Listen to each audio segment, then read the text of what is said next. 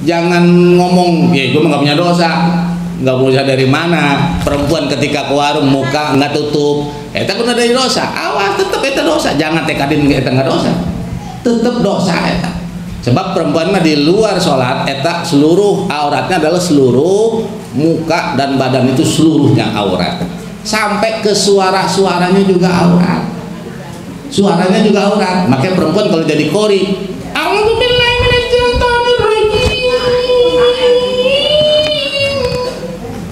Sapono Ustaz Jamarkona, Masya Allah cakep amat suara. Tah ada yang ngedengerin lelaki kepincut, haram ya tah, dilaknat udah baca Quran.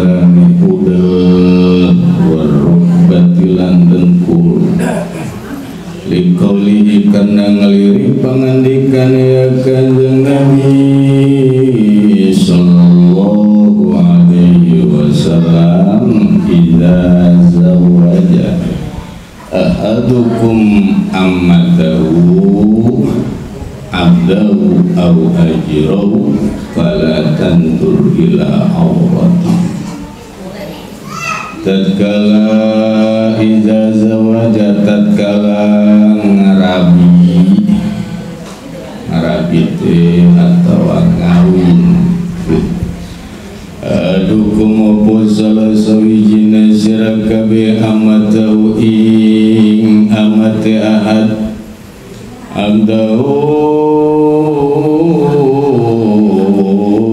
ing abide ahad au ajrahu atawa buruhanane ya ahad balatanur maka janingali balatanur ila aurati maka janingali ya ahad ila aurati maring aurati ya ahad walau ratuma baina surati wa rabbati lan matai auratikum barangkali tepin dalam antarani udel wa rabbati lan dengkul wa ulhikatil amatu birrajuli lanten pada kenopo amat birrajuli kelawan wong lanang wa qadiyatu kalamil musannifi lan utawi qadiyah kalam ki musannif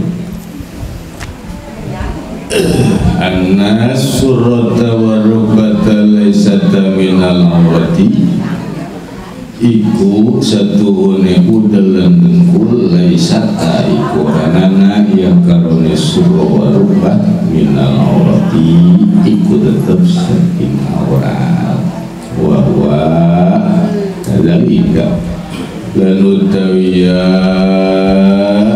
al-amru wa kadzalika lan utawiya al-amru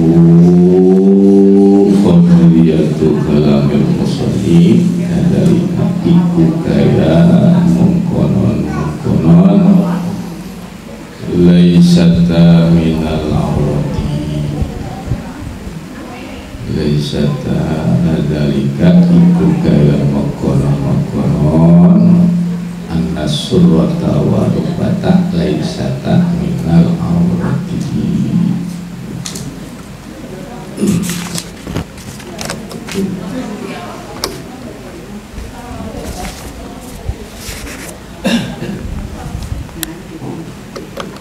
Para bapak ibu jamaah pengajian rahimahullah, alhamdulillah sama-sama kita panjatkan puja serta puji syukur kehadiran Allah Subhanahu wa taala. Saat ini kita masih diberikan nikmat sehat walafiat, nikmat panjang umur, terutama adalah nikmat iman dan nikmat Islam, sehingga kita dapat kumpul kembali silaturahmi sama-sama niat thalabul ilmi nuntut ilmu Allah Subhanahu wa taala.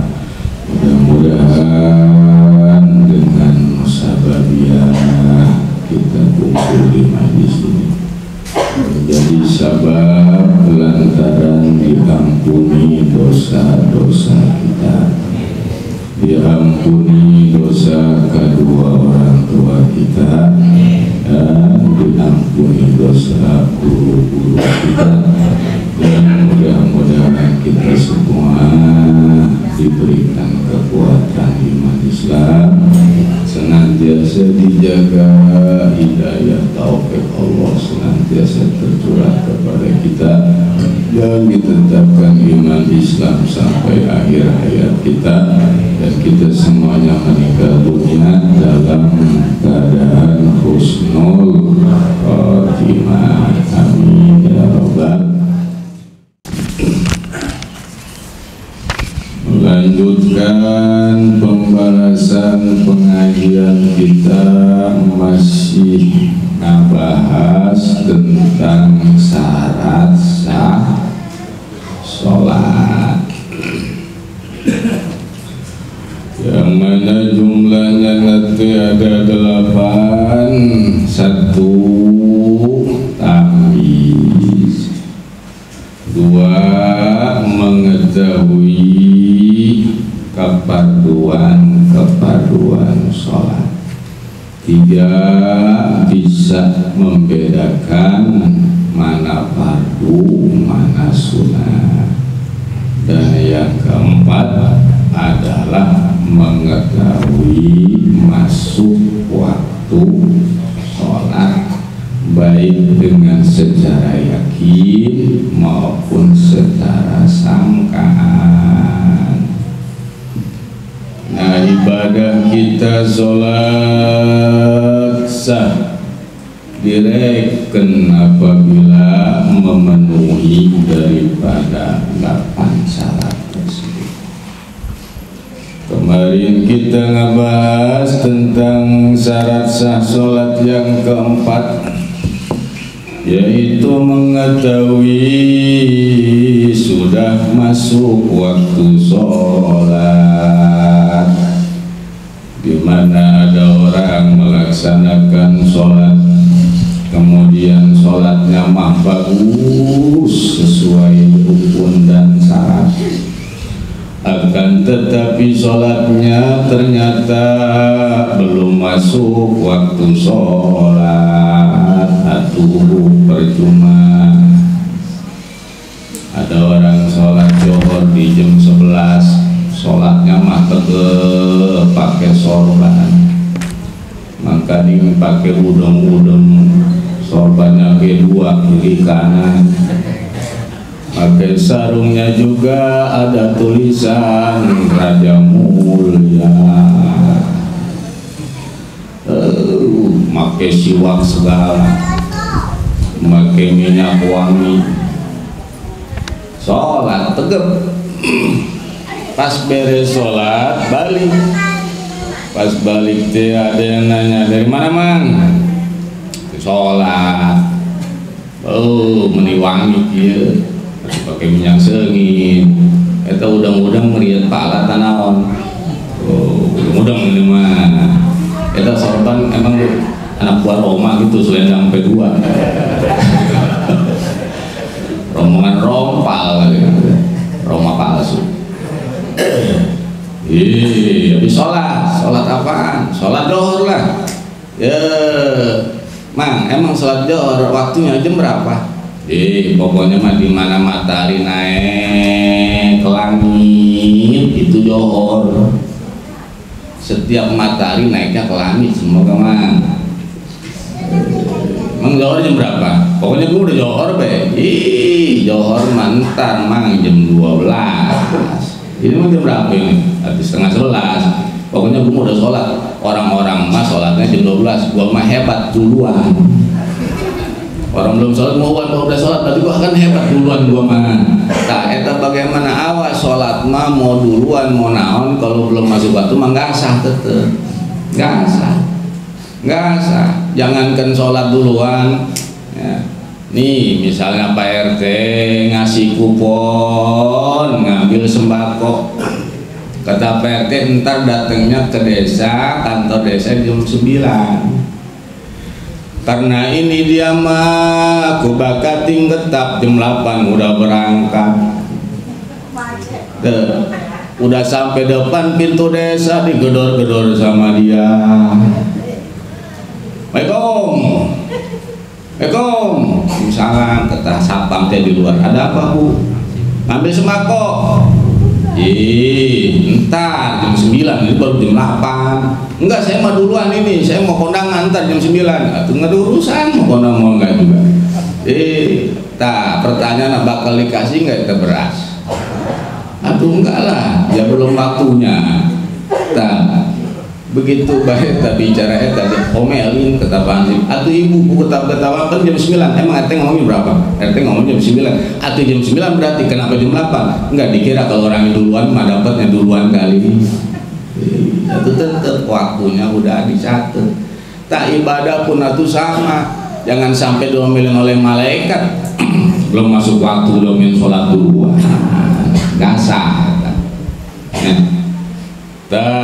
Jadi bicara waktu sholat mah bisa diketahui dengan yakin kemarin dengan ilmu, kayak nih belajar ilmu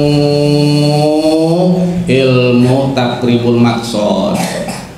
Takribul maksud teh ilmu rubuh. Ilmu rubuh itu cara ngitung peredaran matahari untuk menghitung tahu apa jam istiwa namanya.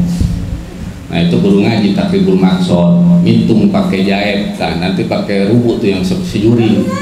Bayangan matahari, ada wet yang ngegandul, itu berapa darjah dihitung nanti ke kawan tuh seminggu, jam berapa, asar jam berapa, bisa ngitung apa?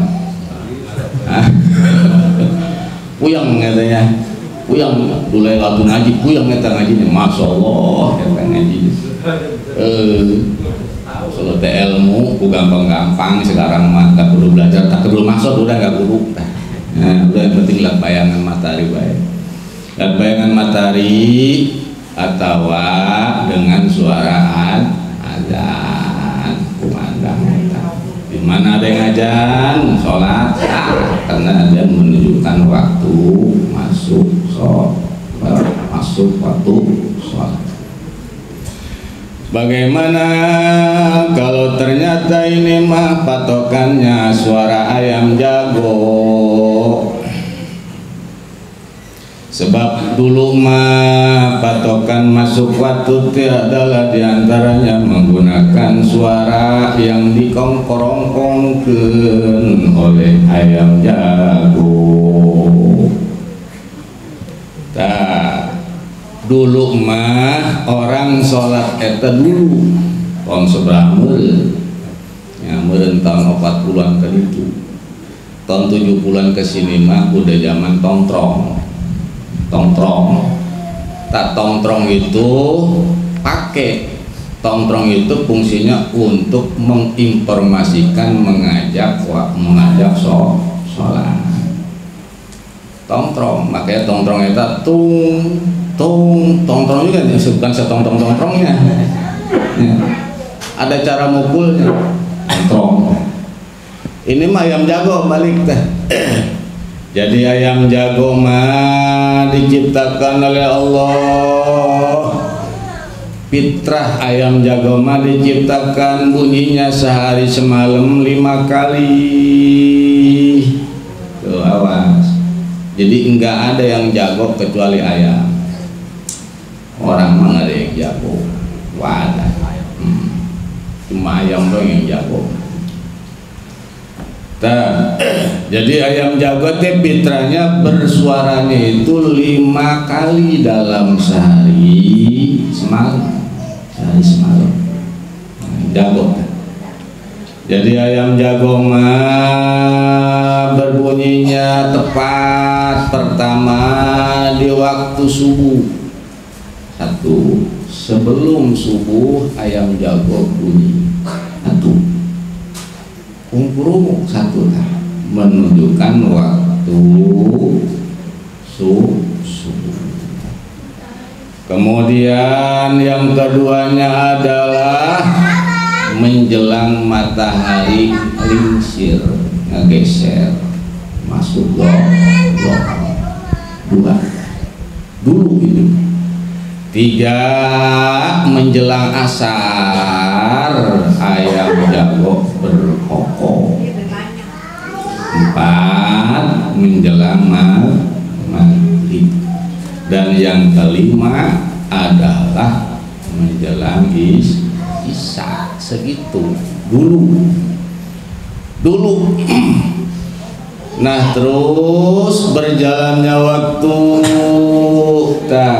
ayam jago bunyinya pun berubah tapi yang jelas idza qarubal fajru wa inda zawal di mana matahari mau ngegeser atau matahari mau terbit itu ayam jago fitrahnya berbunyi makanya kesininya ayam jago bunyinya 2 kali satu di mana menjelang fajar sodik itu fajar yang ngegelempong panjang itu plus ke sana kalau malam itu nah itu kurang lebih 15 menit lagi mau masuk subuh fajar sodik nah, fajar sodik kalau kita imsak tasawuf imsak itu kan 10 menit waktunya menjelang subuh tak antara itu yang jago bunyi di waktu itu di mana itu di mana fajar mau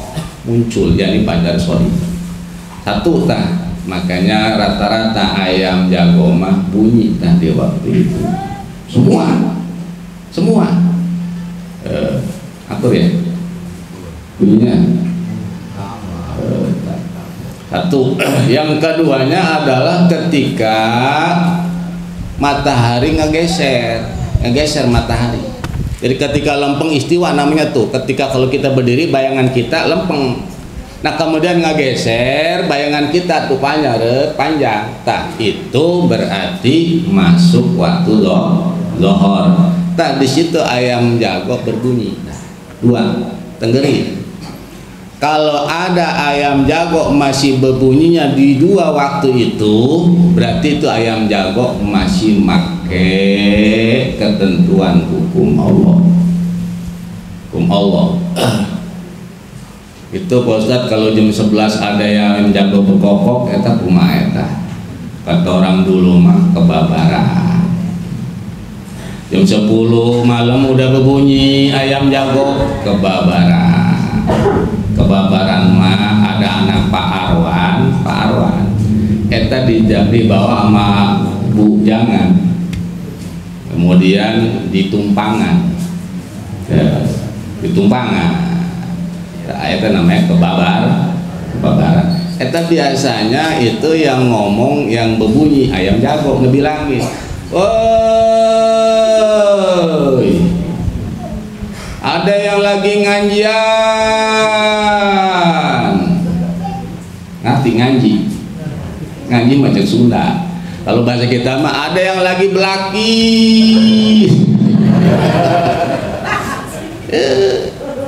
Ngan kita mah ngerti, paling kita ngomong tuh ayam jago udah berbunyi. Ayam jago udah berbunyi. Eta ngelingan sebenarnya mah. Nyambut tuh ayam jago masalah berbunyi nyambut belah sono nyambung bu kukuruku terus lagi kukuruku terus nyambung tas sedesa rame dapat sebulan bener ada yang nikah di bawah tangan perutnya melendung tuh bapak ayam jago. Jadi ayam jago mah adalah ayam istimewa. Sebab salah satu binatang yang menjadi piaraan Kanjeng Nabi Sallallahu Alaihi Wasallam. Jadi Kanjeng Nabi pun punya ayam jago. Kan ayam jago Kanjeng Nabi mah putih, warnanya putih. Semuanya putih bersih. Nah adanya di mana? Di rumah Kanjeng Nabi. Nah di mana masuk waktu bunyi itu ayam jago Kanjeng Nabi. Jago Kanjeng Nabi tak bunyi. Nah, warnanya putih. Makanya kita sebenarnya sunah miara ayam jago sebenarnya. Kita disunahkan miara ayam jago. Tujuannya apa tuh? Sebab ayam jago mah berbunyinya bagus. Kalau ada kebanjiran di laut ayam jago berbunyi. Ketika bakal ada tsunami ayam jago berbunyi. Ketika ada pemalingan ayam jago berbunyi. Ketika ada kuntilanak ayam jago berbunyi. Ketika ada tamu nggak diundang eta ayam jago pak berbunyi ayam jago. Nah jadi bunyi ayam jago bukan sembarang bunyi. Jadi ketika kukuruyu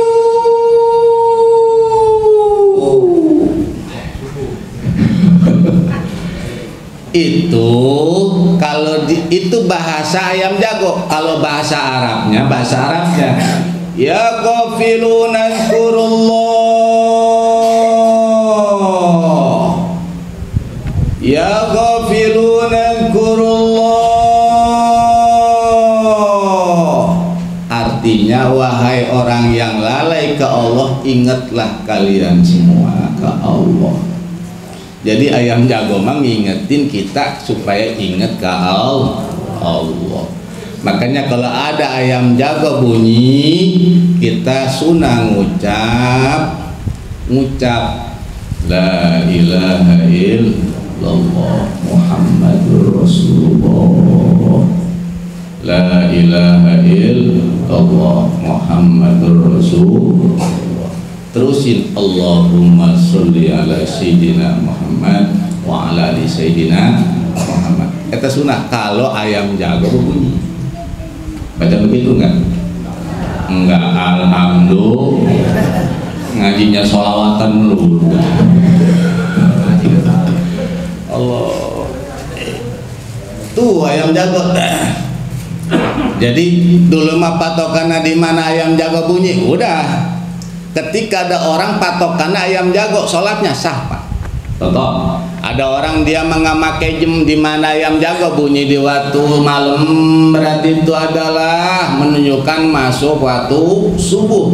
Dan memang sudah ditajribah, ternyata dicoba di mana ayam jago bunyi masuk subuh, di mana ayam jago bunyi masuk subuh. Kemudian orang tersebut patokannya adalah suara ayam jago, sholat subuh, sah sholatnya, sah menggunakan patokan suara ayam jago. Cuma Pak ayam jago sekarang mah udah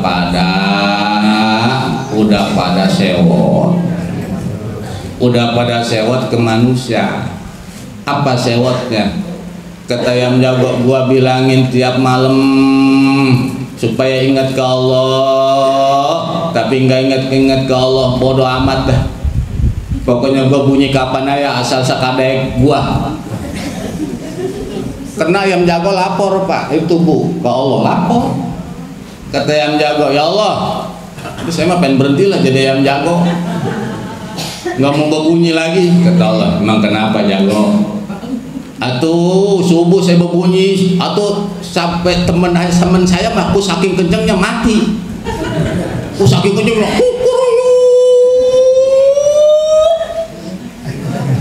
udah kasih hilang, mati eta. Tapi ternyata nggak ada yang bangun, ya Allah. Yang mantap mah mending tetangganya ini yang punya ayam jagonya kagak bangun, tolong. Saya dipiara di kandangnya, bagus kandangnya, beli 5 juta eta tolol jasa. Jadi saya dipiara, kemudian saya berbunyi kagak diendahin saya. Daripada begini malah saya udahlah mendingan berhenti aja. Kata Allah, terus berbunyi.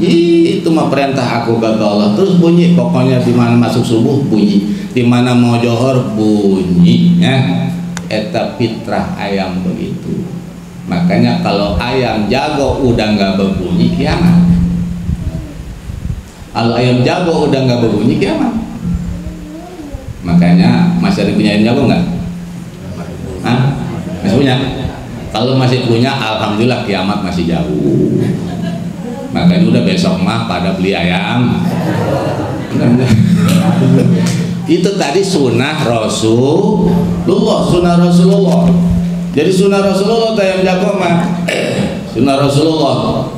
Makanya ketika kanjeng Nabi punya ayam jago, kemudian ayam jagonya berbunyi baita. Ini ada sahabat, ada seseorang lewat ke rumah kanjeng Rasul, kemudian itu ada ayam jago berbunyi, itu oleh orang tersebut dibentak, berbunyi ayam, nggak sopan ke depan Rasulullah, nggak sopan jasa ke orang. Itu kanjeng Rasul, sini. Jangan ngomong begitu, ya. Jangan ngomong begitu. Emang kenapa ya Rasulullah? Lu mah dengar suaranya doang begitu. Itu ketika dia berbunyi, dia ngingetin ke kita bahwa kita suruh ingat kepada Allah. Untung masih ada orang, untung masih ada hewan yang ngingetin kita ke Allah. Siapa di antara hewan yang ngingetin kita ke Allah? Ayam jago. Makanya kita jangan omelin ayam jago kalau berbunyi. Diomelin oleh kanjeng Rasul ya. Makanya kalau misalnya subuh-subuh, bunyinya tuh ayam sial. Disuruh dia yang kena sial bakalnya. Kata ayam jago, dia belum tahu gua wali tolol, kata ayam jago. Di antara makanya ayam tersebut digelari ayam jago, kubakatin jagonya, jaga di waktu malam, jaga di waktu siang, sehingga dia mah jago dan selalu ngilingan. Kesimpulannya, ketika bicara kita melaksanakan sholat, patokan suara yang jago sebenarnya cukup. Artinya sah, nggak kudu ngedenger ajan. Yang ajan belum ajan nih, kukuruyuk. Oh, ayam udah ada. Awas, ajannya ayam, suaranya kukuruyuk. itu ajannya ayam. Awas ini mah. Kalau ajannya manusia, Allahu Akbar, Allahu Akbar, ajannya manusia dan jin sama. Kalau ajannya ayam jago mah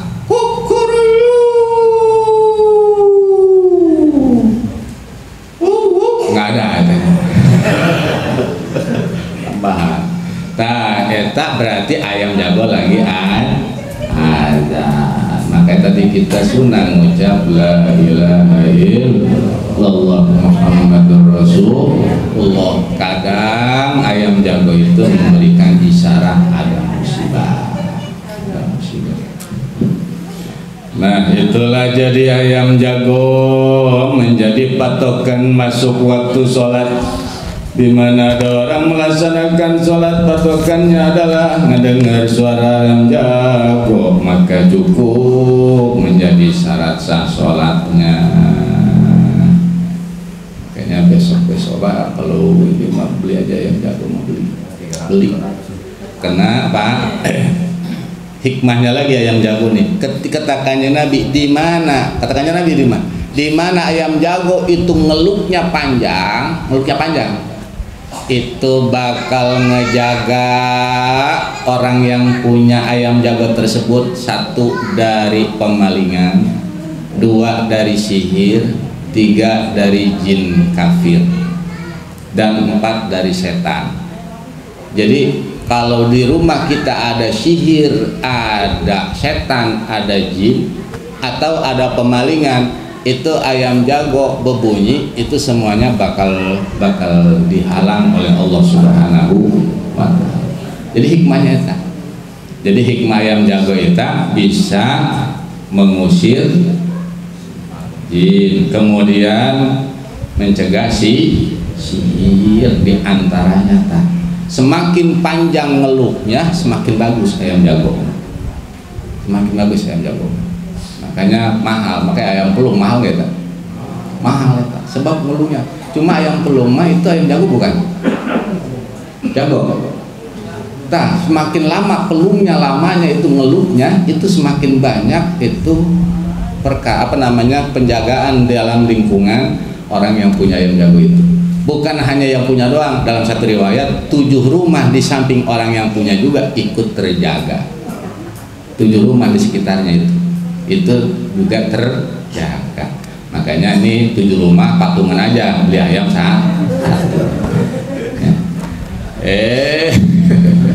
Nah, masya Allah ayam jago.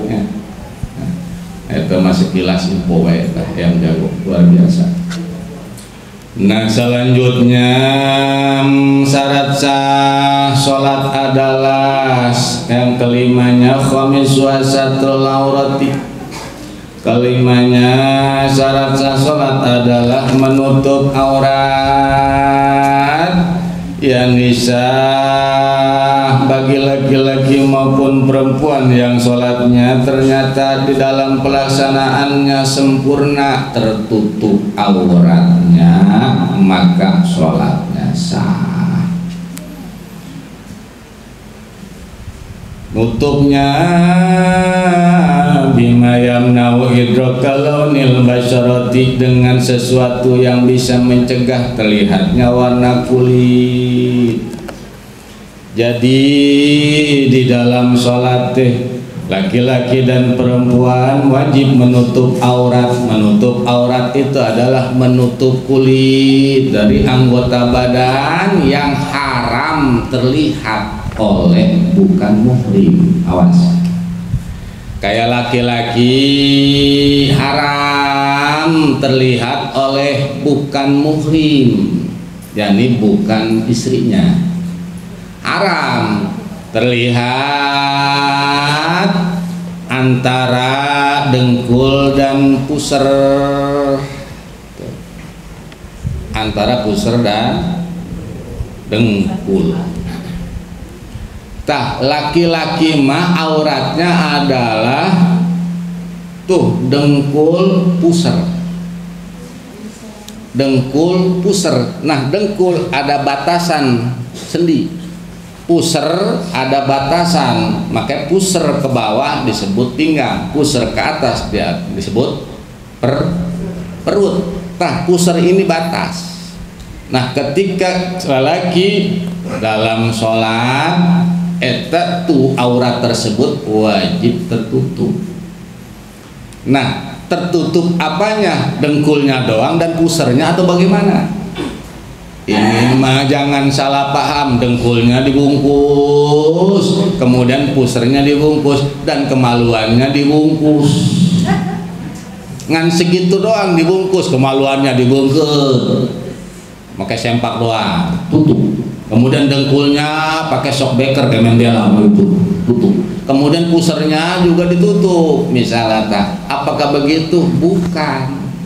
Jadi malayatimul wajib bihi, bahwa wajib antara puser, antara dengkul itu ada baina, antara namanya. Nah, itu ditarik panjang, ditarik lurus, retah eta segembleng eta disebut aurat. Itu Pak, jangankan sampai ngebolewak kelihatan oleh mata orang yang bukan muhrim atau muhrimnya. Setitik baik kalau kelihatan nggak sah tetap sholat. Bapak pakai kain, pelebah tengah nih pas pinggang ini bolong, kemudian kelihatan warna kulit. Kalau lagi ngobrol misalnya jahit pakai sarung, kemudian beres sholat ya sila, kemudian silanya teh pakai kaos oblong di dalam minta, kemudian kainnya pelebah pinggang bolong, kata bakar teh lihat ya, itu putih-putih apa? Mana ini? Yo, kulit saya ini mah. Kenapa itu bolong? Kas apa? Rokok, ini rokok. Kelihatan oleh bakar lagi ngobrol, kelihatan padahal mah seukuran bolong mah. Bolong bang bolong. Ngan eta kulit kelihatan oleh mata orang yang melihat tersebut ketika ngobrol. Itu hukumnya batal sholat. Batal sholat. Ada. Kalau perempuan mah eta wajib tertutup warna kulitnya, eta dari seusap rambut sampai telapak kakinya. Perempuan itu wajib tertutup, nggak boleh ada yang terlihat. Yang boleh ngan seukur dua, itu pun anggota sujud, yaitu telapak tangan dan muka. Nah, itu boleh. Nah, jidat buka karena jidat untuk sujud. Terus ini kupingnya nggak boleh kelihatan, kupingnya kelihatan batal.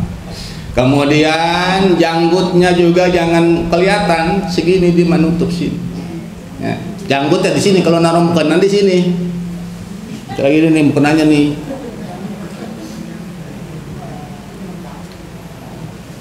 Ini kelihatan nggak janggutnya?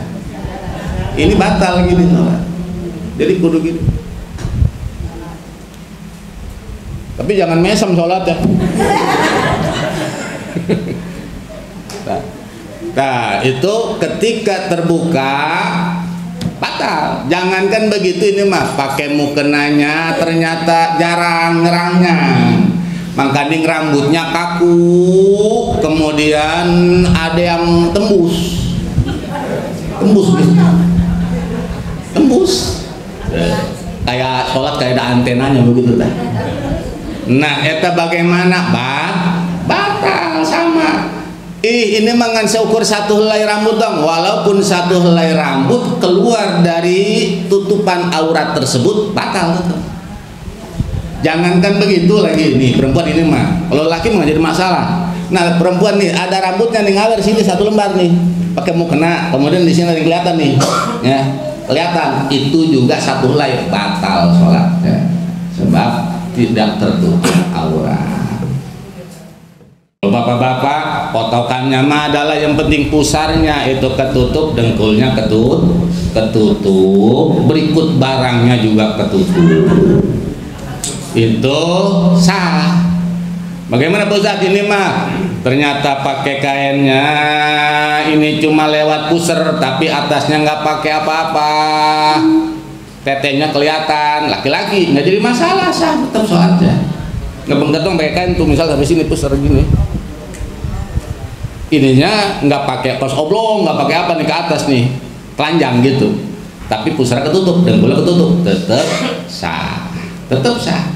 Kayak sholatnya orang tua kita dulu kalau di Gagaleng lagi nyawa begitu, udah masuk waktu Johor misalnya udah naik, kemudian wudunya di mana? Disipon wudu, sipon udah beres sholat, kemudian masang blukeng, bikin belarak dah, belarak jadiin tadi anyam, udah di situ, diselondorin begitu, udah ada bayangan, gelar gitu kain, kemudian sholat, kata doang, Allah Akbar, jadi sah pada gitu, sah. Yang penting tertutup aurat. Jadi nutup auratnya adalah dengan yamna'u idraka launil basaroh, sesuatu yang bisa mencegah terlihatnya warna kulit. Jadi nutup aurat mah bebas Bapak Ibu dalam nutup aurat mah. Jadi yang penting itu mah tertutup aurat, warna kulit tidak terlihat. Bagaimana ini saya mah sholat pakai anduk, emang kain saya basah, baju saya basah, bener ada anduknya, ternyata lebarnya ada bangsa 1,5 meter mah. Kalau dibengket, pusar ketutup, dengkul ketutup, sholatnya pakai anduk, dan anduknya juga suci, sah sholat? Sah, sebab anduk juga bisa nutup warna kulit. Ini mah mengan syukur lawon, belum dijahit baju, ternyata itu bajunya pada kotor semua, kena najis. Ada juga bahan bakal ngejahit baju, ternyata belum dijahit, bahan dong dibengket, itu bagaimana? Sah. Ini mah ada kain kapan 2 lembar, kemudian sholat ternyata nggak ada kain untuk ngebungkus, nutup aurat baju kagak gablek, ada kain kapan, pakai kain kapan nggak apa-apa, yang penting bisa nutup aurat. Ustaz, ini mah karung goni, nggak apa-apa karung goni, yang penting karung goninya tebel, nutup warna kulit, dan karung goninya suci. Saya mah karung bekas beras itu tuh, beras yang 1/2 kilo merek Lebak Wangi, Lebak Wangi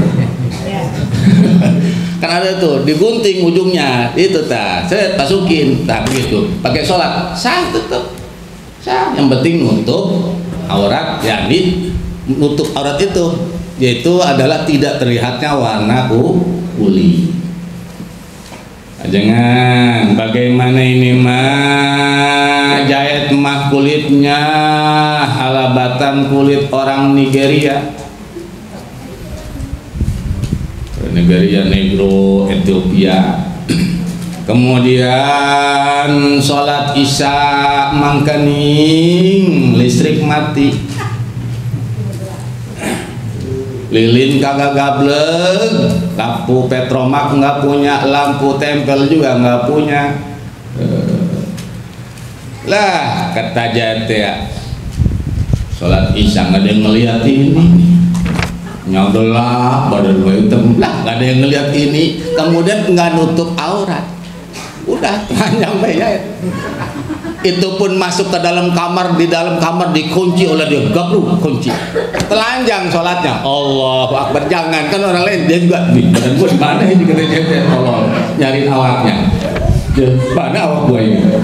Nah ini mah udah hitam legem di tempat yang gelap, di kamar sendirian, nggak ada yang ngelihat, terus nggak nutup aurat, apakah sah atau tidak sholatnya? Awas, walau kana kholian bidulmah, walaupun berada sendiri menyepi di dalam tempat yang gelap, jahit sendiri, nggak ada yang lihat, bininya lagi di luar, anaknya juga lagi pada main, kemudian sendirian lah di kamar, nggak ada orang ini sholat, kemudian nggak nutup aurat. Kulit gua mah hitam ini kata jahit, kemudian kebenaran lampu mati, pasti nggak ada yang lihat. Jangan karena lain, gua sendiri nggak bisa ngeliat awak gua. Ini mah nggak apa-apa kali sholat nggak nutup aurat. Awas, tetap karena nutup aurat mah jadi syarat, walaupun sendiri di tempat gelap, tetap syarat mah kudu dipakai. Jadi syarat itu kudu dipakai. Jadi tetap kudu nutup aurat, walaupun di tempat gelap, di tempat sholatnya sendiri. Tuh, awas tak. Pain tarakahu ma'al qudrati alaihi lam tasihha sholatuhu. Bagaimana ini mazahid punya kain suci, punya baju suci, Sarwiti juga punya mukena masih bersih, kemudian sholatnya kata jatalah sholat ini malah pakai celana kolor lah, kolor. Kemudian atau Zaite celana kolor pakai kainnya pada bolong, kulit yang di area auratnya itu antara pusar dengkur mantap kelihatan, padahal ada kain mah yang bagus masih dibungkus. Kata Zaid, sayang amat ini pakai kainnya masih dibungkus, ini aja lebih pakai mangkaning udah nyerangnya. Kemudian eta kulit kelihatan, mangkaning kainnya juga udah pada bolong begitu. Nah dipakai. Nah apabila ada orang yang melaksanakan sholat ternyata menggunakan pakaian bolong-bolong terlihat aurat, padahal dia punya pakaian yang bagus yang nutup aurat, berarti dia sholatnya ada unsur sengaja tidak nutup aurat. Bagaimana ya hukum sholatnya? Dimana ada orang yang sholat kemudian make nutupan auratnya kan masih terlihat warna kulit, awas tah pedah bolong misalnya. Nah itu hukum sholatnya tetap tidak sah.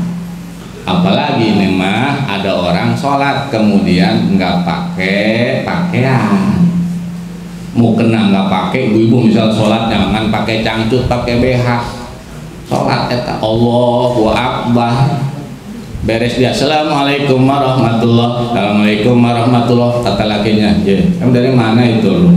Di sholat bang, sholat sih begitu. Lagi segen bang, pakai mukena apa? Kata Pak Ustadz boleh sholat telanjang. Kata Ustadz yang mana? Itu kata Pak Ustadz cabul tuh mah. Yang ada dia yang enak tuh mah. Nggak sah, nggak sah. Kecuali nih lu nggak punya mukena, tetangga nggak ada yang punya mukena di kampung kita nih sekecamatan nggak ada yang punya mukena, sedangkan lu mau sholat nggak ada mukena, nggak eta hukum sholat lu boleh tuh pakai pakaian yang lu punya, pakai BH sama centak doang sah lu. Nah pertanyaannya, lu punya nggak mukena? Punya bang, atau punya mah nggak sah sholat. Nah inilah Pak Intarokahu ma'al kudrati alaihi lam tasya. Kalau ada orang meninggalkan nutup aurat ma'al kudrah padahal punya pakaian untuk nutup aurat kawasa alaihi untuk nutup aurat tersebut, lam tasihha sholatuhu, maka sholatnya tidak sah. Gitu kan? Jadi kesimpulannya hati-hati sholat mah. Kalau kita sholat perempuan pakai mukena, hati-hati sholat. Kemudian bapak-bapak juga sholat rapihin pakaiannya, sebab pakaian itu menjadi bagian keabsahan sholat yang kita laksanakan. Makanya ibu-ibu nyucinya kudu rapi kalau punya suami bu. Jadi ibu-ibu mah dapat pahalanya luar biasa banyak, pahalanya. Sebab katakan yang Nabi ngomong kepada Siti Fatimah, Fatimah, bab Siti Fatimah sering nangis. Siti Fatimah sering nangis kalau lagi nyuci baju nangis, kalau lagi masak nangis, kalau lagi ngegiling tepung nangis, kecapean, nangisnya kecapean. Kalau bahasa ini mah padahal lagi capek jasa habis ngurus anak kemudian masak terus nyuci, ya Allah capek jasa capek. Nah suatu saat Siti Fatimah lagi numbuk gandum, ini udah keringetan nih, ini air matanya ngeleleh aja. Kenapa? Sebab Sayyidina Ali nggak ada di rumah. Maksud Siti Fatimah tuh lagi numbuk, Sayyidina Ali kayak numbuk bantuin. Ini Sayyidina Ali kabur nggak ada di rumah. Nah, kan model laki kita begitu. Nah, kita lagi masak, laki mau bering kemana? Pulang, udah matang belum? Tarik makan doang begitu. Ya, biar belum matang, ngapain ya? Tapi nih bang, tadi bapak nyandiin anak, nyebokin anak, kemudian nyuci bang, nyuci piring segala macam belum pada beres. Abang main enak balik tinggal, pulangin aja saya. Nangis perempuan ujungnya. Nah dari dulunya Siti Fatimah pun sama. Siti Fatimah ketika kanjeng Nabi datang, itu Siti Fatimah lagi nangis, ditanya oleh kanjeng Nabi, kenapa Fatimah nangis? Bah, kata Siti Fatimah, tuh bilangin Sayyidina Ali, tuh bilangin nyewa pembantu kek. Nyewa pembantu, emang kenapa Neng? Kata Sayyidina Rasul, capek nyuci, masak, ngomong.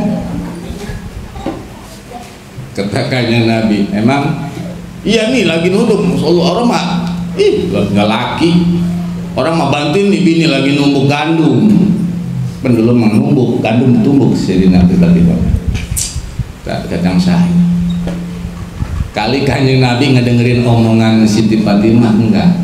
Kata Siti Fatimah, coba paranin mau Sayyidina Ali bilangin gitu, ganti di kerjaan saya capek. Fatimah nangis sampai ngeguguk.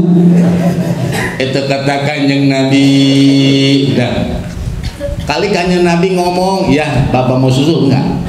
Kanjeng Nabi malah sini Neng. Sini alunya, sini alunya. Udah Mbah yang numbuk. Malah saya Kanjeng Nabi yang numbuk. Itu Siti Fatimah minggir sedikit. Nah pas numbuk, karena Kanjeng Nabi mah Nabi Rasul, ini Bu Pak penggilingan yang tadi jadi wadah numbuk, ini penggilingan malah muter sendiri. Jadi itu Kanjeng Nabi mah nggak ngegiling lagi, ngenumbuk lagi, itu langsung udah halus.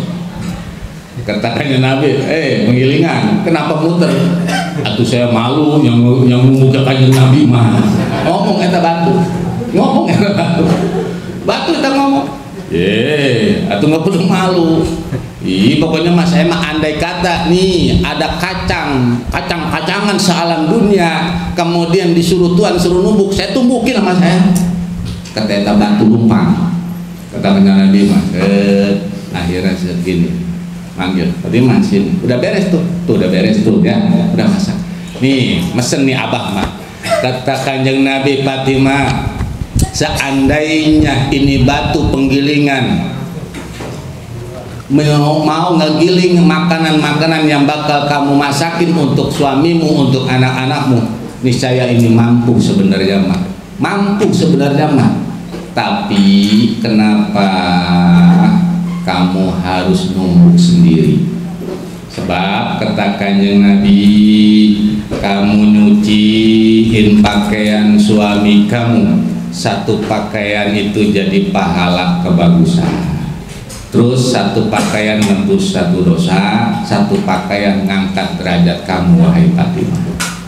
Itu jadi ibu kalau nyuci pakaian suami, pakaian anak, itu satu pakaian dibalas satu pahala, dihapus satu dosa, diangkat satu derajat. Berarti kalau ada cucian banyak, ada 50, ucapin apa Bu?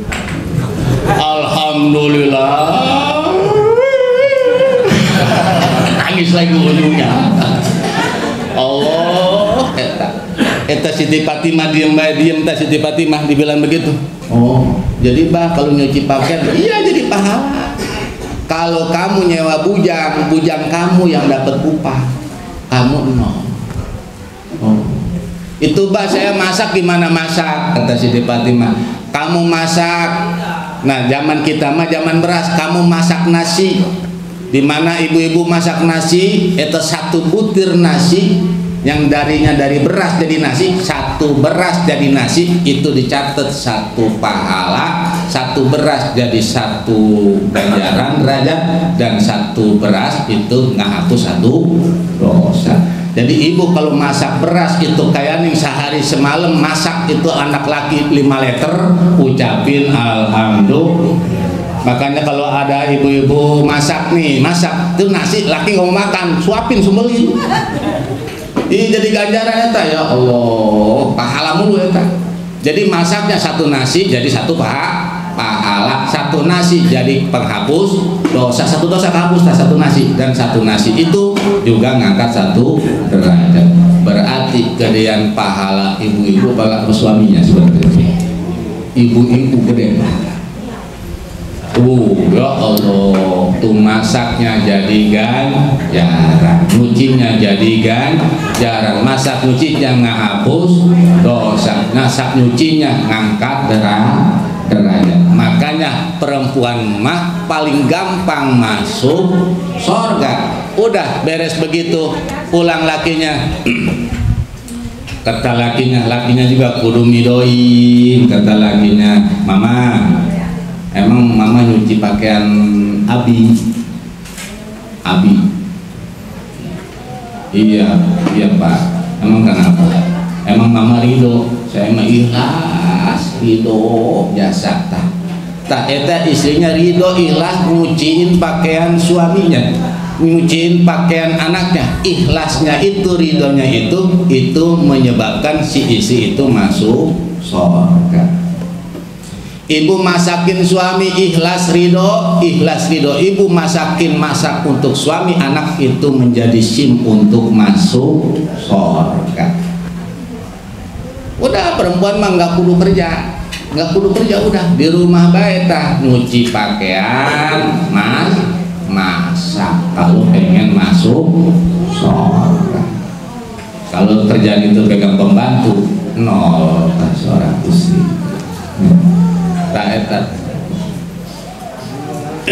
Jadi aurat balik lagi, jadi nutup aurat aurat perempuan. Jadi ngomong aurat perempuan eta jaga lagi, diantaranya rambut. Nah, ya ini makanya para suami yang punya istri itu, istri itu bu, itu pak bu ya, itu kudu kasihan ke istri, sebab di dalam neraka Kanjeng Nabi ketika masuk melihat neraka itu ternyata Kanjeng Nabi itu nangis luar biasa. Sebab ketika nangis beliau ditanya oleh Siti Fatimah, kata Siti Fatimah, Sayyidina Ali juga nanya, Abah emang kenapa Abah nangis? Atau gimana kan nangis? Ketika aku mi'raj, aku melihat neraka, ternyata itu banyak isinya itu dari umatku, dari golongan perempuan. Jadi perempuan paling banyak yang masuk neraka umat itu dari golongan perempuan. Nah, Siti Fatimah udah ngegeterai, Bang, emang abang lihat apa aja? Di antaranya adalah tuh ada perempuan yang digantung rambutnya, kemudian kakinya diikat, ada yang susunya digantung, ada yang lidahnya digantung, ada yang itu apa namanya, kakinya diikat ke leher tangannya kemudian dibengkek begitu. Nah, di antaranya adalah tuh yang perempuan rambutnya digantung, kemudian mulutnya mangap, dikocorin air daripada air api, air neraka. Kemudian ngegelotok, rambut yang ngedidih, hancur lebur, kemudian dijadiin lagi, diikat lagi, digantung lagi. Kata Siti Fatimah, itu disisa begitu ya Rasul, ya Abah, itu sebabnya apa? Itu sebabnya adalah seorang perempuan yang mana dia senantiasa memperlihatkan rambutnya kepada lelaki yang bukan muridnya. Artinya rambut yang suka iab-iaban, keluar rumah iab-iaban, itu satu rambut jadi api neraka. Kalau dua rambut jadi dua api neraka, tiga rambut tiga api neraka. Itu kalau dilihat oleh orang lain yang bukan muhrim. Tapi kalau dilihat sama suami mah nggak apa-apa, atau dilihat sama anak nggak apa-apa. Tapi kalau orang lain mah awas, bilangin kita sebagai laki, apa bang? Atau rambut itu tutup napa ya tuh mau kenapa? Jadi bicara masalah aurat, Allah tah jaga. Bab perempuan mah auratnya yang boleh kelihatan muka sama telapak tangan di dalam sholat, di luar sholat mah bungkus. Ya Allah, dibungkus eta. Jadi pakai berkok kudunya mah, kudu mah pakai cadar gitu, pakai cadar. Ya Allah, makanya kita mah kudu banyak istighfar. Udah kita mah udah, jangan ngomong ya gue mah nggak punya dosa dari mana. Perempuan ketika ke warung muka nggak tutup, eta kudu dari dosa. Awas, tetep eta dosa. Jangan tekadin eta nggak dosa, tetep dosa eta. Sebab perempuan mah di luar sholat eta seluruh auratnya adalah seluruh muka dan badan itu seluruhnya aurat, sampai ke suaranya juga aurat, Makanya perempuan kalau jadi kori, a'udzubillahi minasyaitonirrajim, sapono Ustazah Markona, Masya Allah cakep amat suara. Tah ada yang ngedengerin lelaki kepincut, haram ya tak, dilaknat udah baca Quran.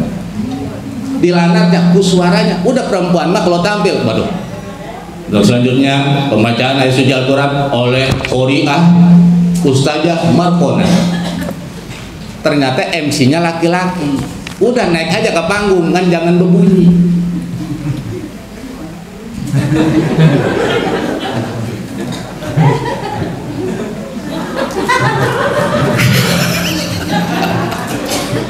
Beres, turun. Ada 5 menit baru turun.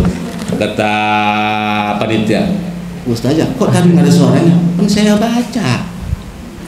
Nggak ada suaranya, saya baca dalam hati. Kan dalam hati. Kan yang dipakai suara. Sebab suara saya ketika kedengar ada lelaki yang bukan murim, haram.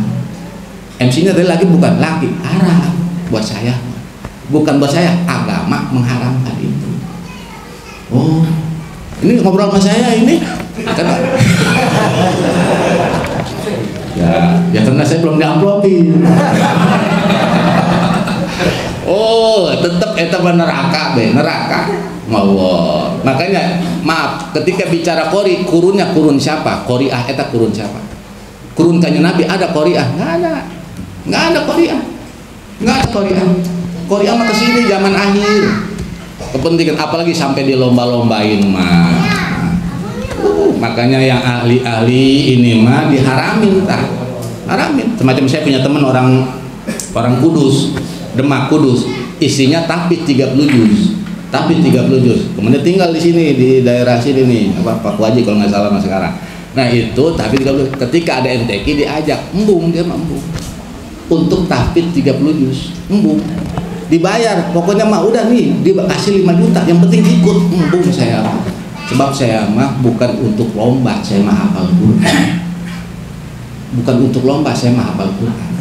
Sebab ketika ada niat lomba itu 0 hafalan saya, nggak ada pahalanya di hadapan Allah. Embung sampai sekarang embung. Dapat dengar lagi ikut lomba terakhir, ikut kepincut, menang kagak? Ya, kepincut. Gara-gara apa? Lakinya mojok-mojok, udah ikut kali-kali pengalaman. Makan pengalaman, tinggal nyesel lo nanti di akhirat. Kalau begitu mah jangan makan pengalaman. Pengalaman ya Allah.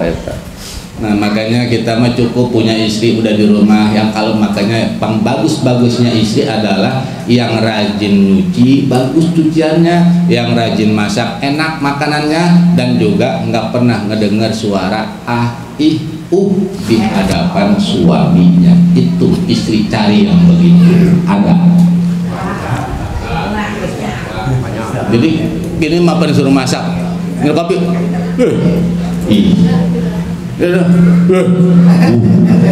lagi, ayo, pokoknya kalau perempuan ada ada ada itu bekal masuk neraka.